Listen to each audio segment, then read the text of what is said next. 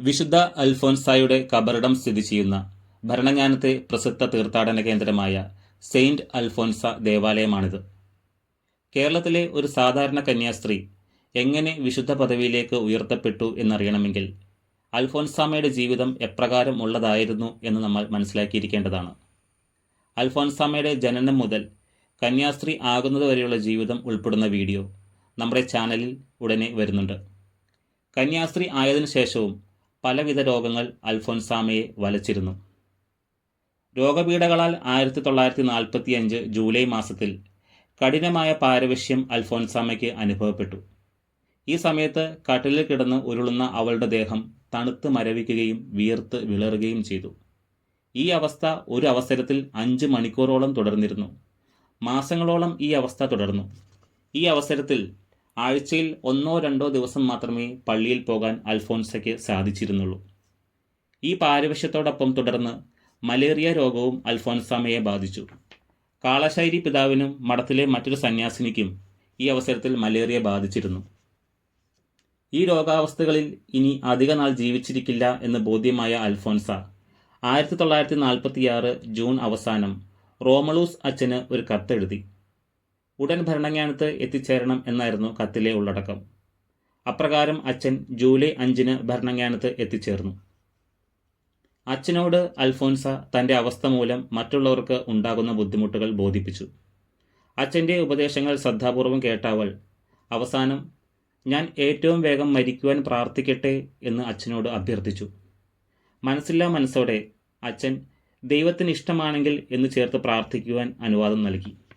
ഇടയ്ക്കിടെ തന്നെ സന്ദർശിച്ചിരുന്ന ഭരണങ്ങാനം പള്ളി വികാരിയും മഠം അധികാരിയുമായിരുന്ന പ്ലാത്തോട്ടത്തിൽ അച്ഛനോട് തന്നെ കാണുവാൻ വന്നപ്പോൾ മരണത്തിൻ്റെ തലേ ദിവസം, അതായത് 1946 ജൂലൈ 27 നാളെ നല്ലൊരു യുദ്ധമുണ്ട്, ഞാൻ അതിനായി ഒരുങ്ങുകയാണ് എന്ന് അൽഫോൻസ പറഞ്ഞു. 1946 ജൂലൈ മാസം 28 ഞായറാഴ്ച രാവിലത്തെ കുർബാനയിൽ പൂർണ്ണമായും പങ്കെടുക്കുവാനായി അൽഫോൻസ നേരത്തെ തന്നെ ചാപ്പലിലെത്തി. കുർബാന ആരംഭിച്ച് അല്പസമയത്തിനകം അൽഫോൻസാമയെ പാരവശ്യം പിടികൂടി.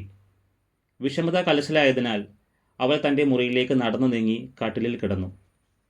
ഗബ്രിയേലമ്മ എന്ന കന്യാസ്ത്രീ എത്തി അൽഫോൻസാമയ്ക്ക് പരിചരണം നൽകി. രാവിലെ 8 മണിക്ക് ആരംഭിച്ച ഈ അവശതകൾ 2 മണിക്കൂറോളം തുടർന്നിരുന്നു. 10 മണിയോടെ അല്പം ശമനം ലഭിച്ചെങ്കിലും മണിക്കൂറുകൾക്കുള്ളിൽ പാരവശ്യം വീണ്ടും തുടങ്ങി. രോഗാവസ്ഥ ഗുരുതരമായി തുടരുന്നതിനാൽ അന്ത്യകൂദാശ നൽകുവാനായി ഒരു വൈദികനെയും ഒപ്പം ഡോക്ടറെയും വരുത്തി. രോഗം ശക്തിപ്പെട്ട് ഉച്ചയ്ക്ക് 2 മണിയോട് അടുപ്പിച്ച് വിശുദ്ധ അൽഫോൻസാമ ദൈവസന്നിധിയിലേക്ക് മടങ്ങി. പിറ്റേന്ന് ബന്ധുക്കളുടെയും മറ്റ് കന്യാസ്ത്രീകളുടെയും സാന്നിധ്യത്തിൽ അൽഫോൻസായെ ഭരണങ്ങാനം സിമിത്തേരി കപ്പേളയിൽ സംസ്കരിച്ചു. സഹസന്യാസിനിമാരാണ് അൽഫോൻസാമയുടെ ശരീരം സെമിത്തേരി കപ്പേളയിലേക്ക് വഹിച്ചത്. മഠത്തിൽ നിന്നും സെമിത്തേരി കപ്പേളയിൽ ശവസംസ്കാര വേളയിൽ റോമളൂസ് അച്ഛൻ ചരമപ്രസംഗം നടത്തി. 1985 ഒരു കുട്ടിയുടെ അസുഖം അൽഫോൻസാമയെ പ്രാർത്ഥിച്ചതിൽ നിന്നും സുഖപ്പെടുകയുണ്ടായി.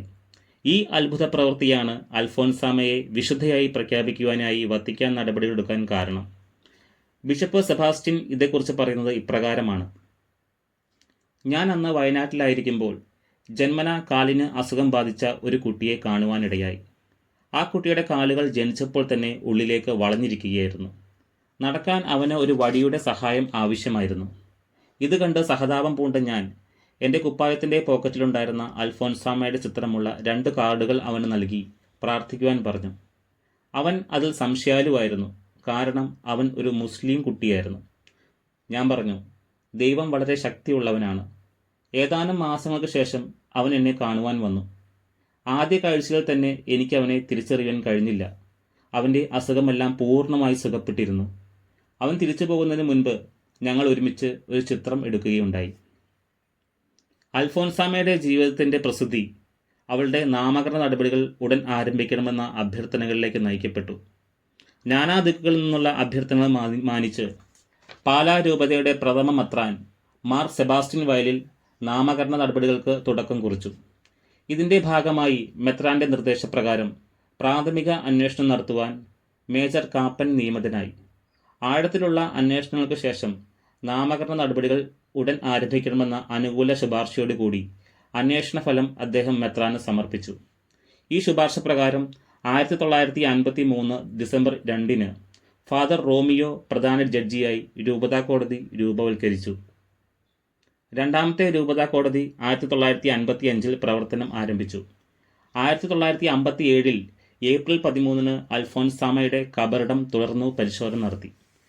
1960 മൂന്നാമത്തെ കോടതി സ്ഥാപിതമായി.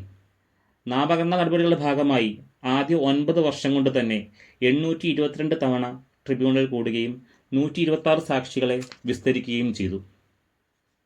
മരിച്ചു കഴിഞ്ഞ് ഏതാണ്ട് 40 വർഷങ്ങൾക്ക് ശേഷം 1986 ഫെബ്രുവരി 8 അൽഫോൻസാമയെ ജോൺ പോൾ II മാർപ്പാപ്പ വാഴ്ത്തപ്പെട്ടവളായി പ്രഖ്യാപിച്ചു. കോട്ടയത്ത് വെച്ച് അൽഫോൻസാമയെയും ചാവറയച്ചനെയും ഒരേ ദിവസമാണ് വാഴ്ത്തപ്പെട്ടവരായി പ്രഖ്യാപിച്ചത്. 2007 ജൂൺ 1 ബെനഡിക്ട് 16 മാർപ്പാപ്പ വാഴ്ത്തപ്പെട്ട അൽഫോൻസാമയുടെ മധ്യസ്ഥതയിൽ നടന്ന അത്ഭുതം സ്ഥിരീകരിച്ചു. ഇത് സംഭവിച്ച പേപ്പറിൽ ഒപ്പുവെക്കുകയും ചെയ്തു.